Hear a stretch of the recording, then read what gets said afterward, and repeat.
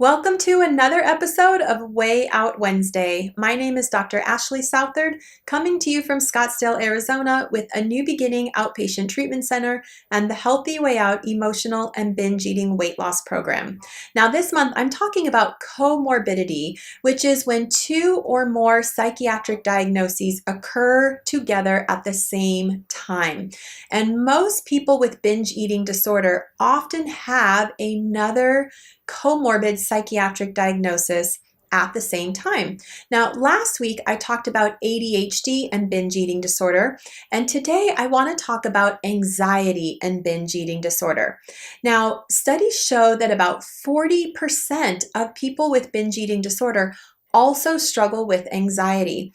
And most of the time that anxiety develops before the binge eating disorder, usually in the childhood years. Now, there are 5 main classifications of anxiety.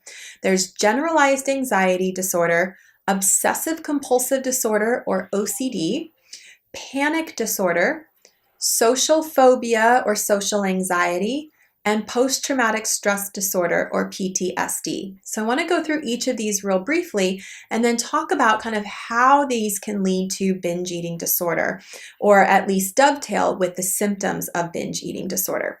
Now, generalized anxiety disorder is an exaggerated worry or tension about what could happen. It's a lot of what if thinking and something I call future tripping, where you just start to trip over all of your own thoughts about what could happen in the future. There's a lot of energy put into predicting and preparing, oftentimes for worst case scenarios.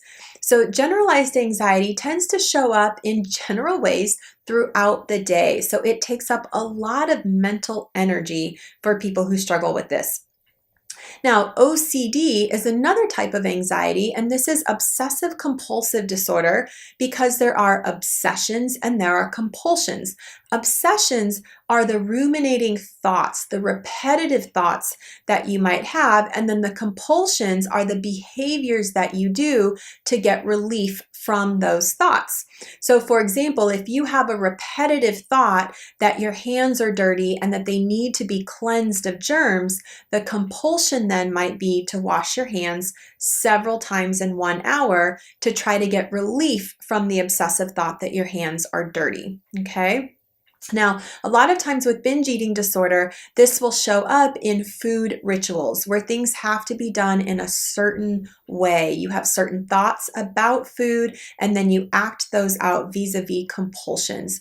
OCD also tends to come with a lot of perfectionistic thinking, a lot of black and white rigid thinking where things are either all good or all bad, which really plays into a lot of the dieting mentality that so many binge eaters struggle with. Okay. The third type of anxiety is panic disorder. This is where you have a very intense fear in a relatively short period of time, and it comes with a lot of body distress. So panic attacks tend to come on very quickly, and they last generally about 15 to 20 minutes, and you have a very strong somatic reaction to the tension and the stress that you are feeling. Okay. For people who struggle with panic, they definitely may find themselves turning to food as a way to seek comfort and relief from the anxiety. The fourth type of anxiety is social anxiety or social phobia, and this is a fear of being around others or being in social situations. A lot of times it's about being scared of not really knowing what to say, being afraid that other people are going to think certain things about you, or that something bad is going to happen in this setting or this situation. There can be a strong desire to avoid social situations, and sometimes then when you're in this isolated, reclusive place, you may turn to food as a way to soothe and comfort yourself. The last type of anxiety is post-traumatic stress disorder, or what we typically call PTSD. And PTSD is a response to a terrifying situation that you go through where you may feel like you're either going to die or be severely wounded, or maybe you watch somebody else die or be severely wounded, but you definitely feel like your safety and your well-being are threatened in some way. PTSD has a lot of different symptoms to it, a lot of different ways that the body and the mind manifest that trauma. And this is one type of anxiety that, again, can really drive a person's use of food to try to help them feel better. Now, all of these types of different anxieties really are about the future and a fear of what could happen, a fear of the unknown, and really about trying to control the future. That's really what anxiety is about. It's not just about thinking about the future, but it's about trying to control the future, wanting to make sure that bad things don't happen again. But of course, we can't ever really control the future, and so it becomes this very vicious cycle where the more you try to control it, the more anxiety you feel, so you try to control it even more and you feel more anxiety.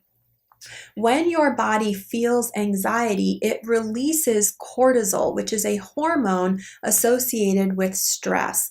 And when your body releases cortisol, food will actually be calming and help you feel better. So for people who struggle with a lot of anxiety and whose bodies are pumped full of cortisol and stress, it makes a lot of physiological sense then that you would turn to food as a natural way to try to calm a very taxed system. The problem with this, of course, is it comes with a lot of side effects and actually increases your anxiety and also maybe other things like mood disorders. Because you're not feeling good about yourself in other ways. You're making decisions that aren't aligned with your values. Maybe your health is being compromised because of some of your eating behaviors. And so that then can create anxiety, which creates more stress, cortisol, and sets you up for more binging. So binge eating disorder and anxiety really tend to go hand in hand for a lot of people. Okay, so what do we do about this? Well, anxiety has both behavioral and environmental components to it. There's definitely some strong genetic and biochemical aspects of anxiety. A lot of people are born with the hardwiring, the predisposition for anxiety, okay? But the really good news here is that a lot of anxiety can be treated vis-a-vis environmental changes. So what do I mean by that?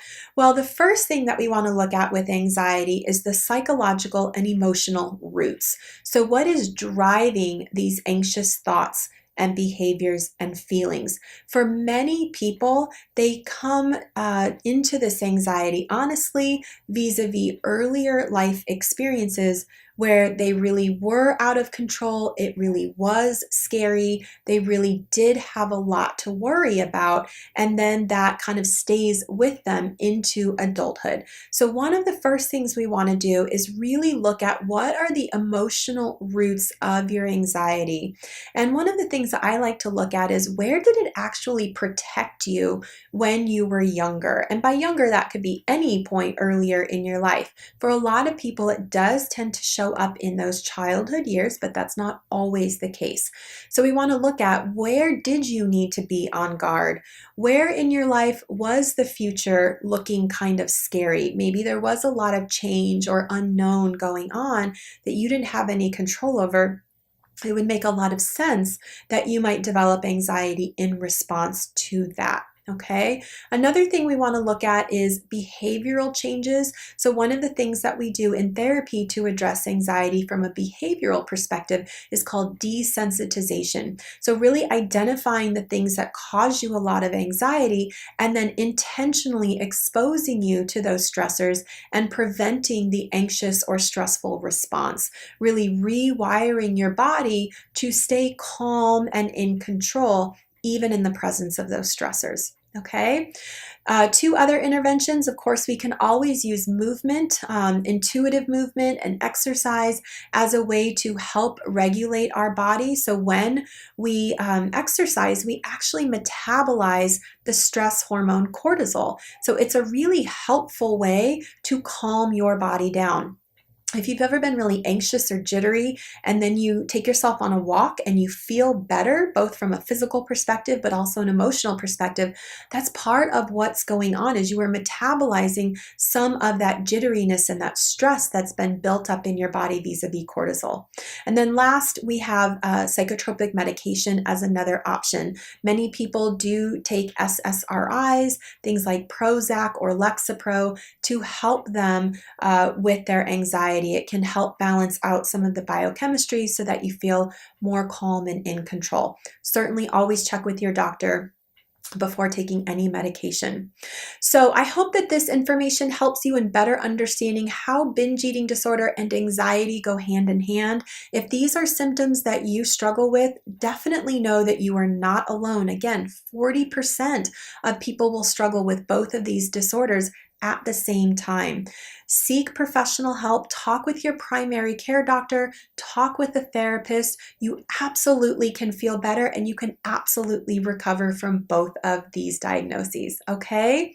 I'll be back here again next week for yet another episode to talk about another diagnosis that we see a lot with binge eating disorder. In the meantime, have a beautiful week. Work on helping your body maybe stay a little calmer in the midst of all that anxiety, and I'll see you back here soon. Take care. Bye-bye.